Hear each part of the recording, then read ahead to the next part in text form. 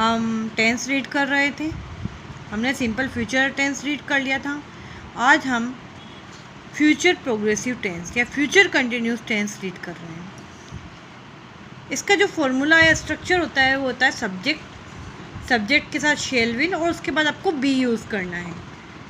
Shell will के बाद B, फिर वर्ब की फर्स्ट फॉर्म के साथ आईएनजी प्लस ऑब्जेक्ट। शेल और विल का डिफरेंस बता चुकी हूँ। शेल आई और वी के साथ, बाकी सभी के साथ आपको विल यूज़ करना है।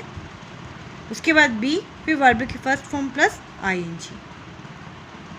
एग्जाम्पल है we shall be waiting here when you return. हम यहाँ इंतज़ार कर रहे होंगे जब तुम आओगे। It will be raining when we set out. बारिश हो रही होगी जब हम बाहर निकलेंगे। They will be doing the work when the boss comes. वो अपना कार्य कर रहे होंगे जब बॉस आएगा। He will be sleeping when we leave. आप यहाँ देखें, यहाँ दो सेंटेंस हैं। उन दो सेंटेंस को जो व्हेन वर्ड है इनसे जोड़ा गया है और उसके बाद समय बताया गया है। जब इस तरीके का सेंटेंस होता है तो उसका पहला सेंटेंस आपका फ्यूचर कंटिन्यूस टेंस में बनेगा, जैसे कि we shall be waiting. Seconds भी आ रहा है यहाँ पर, आप ध्यान दें। यू रिटर्न, यहाँ पर वर्ब की फर्स्ट फॉर्म है। The bosses come, the boss comes, यहाँ पर क्या हो रहा है? फर्स्ट सेंटेंस तो फ्यूचर कंटिन्यूस टेंस में है। इसका जो दूसरा सेंटेंस के अंदर ऐड करके हमने बनाया है वो सिंपल प्रेजेंट टेंस में हमने बनाया है। इस बात का आपको ध्यान रखना है। The use of future progressive tense. Future progressive tense इसका जो कहाँ यूज़ होता है उसके बारे में हम रीड करेंगे। इसमें एक आप ध्यान रखें, इसमें जब हम हिंदी में सेंटेंस बनाते हैं तो लास्ट में जो वर्ड होता है रहा होगा, रहे होंगे, ये वर्ड्स हिंदी में पीछे आते हैं। मैं कल स्कूल जा रहा हूँगा, तो वहाँ पर क्या होता है? फ्यूचर कंटिन्यूस टेंस को हम यूज़ करते हैं। The future continuous tense is otherwise called the future progressive tense. Future continuous tense का एक और नाम क्या है? फ्यूचर प्रोग्रेसिव टेंस है। The future continuous tense is used to tell of an action that will be going on a point of time. किसी निश्चित समय पर यदि कोई कार्य हो रहा होगा भविष्य में, फ्यूचर में, वहाँ पर हम फ्यूचर कंटिन्यूस टेंस को यूज़ करेंगे। यदि भविष्य में कोई काम किसी निश्चित समय अवधि पर हो रहा होगा वहाँ पर हम फ्यूचर कंटिन्यूस टेंस को यूज़ करेंगे।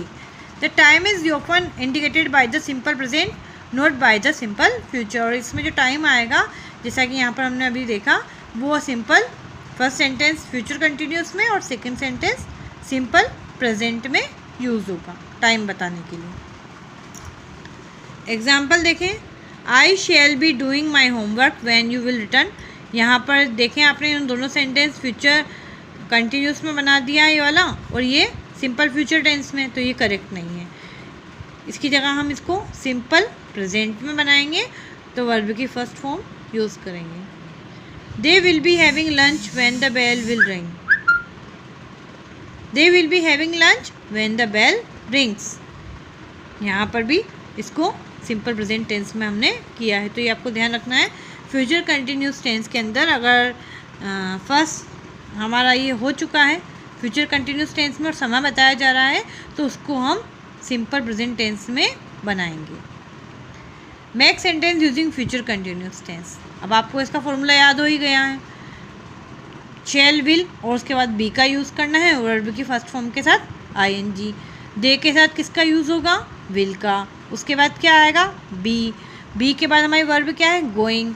तो इसका जो सी ऑप्शन है they will be going for a meeting in an hour, C वाले ऑप्शन पर हम टिक करेंगे। वी के साथ किसका यूज़ होता है? शेल। उसके बाद बी और फिर waiting. We shall be waiting.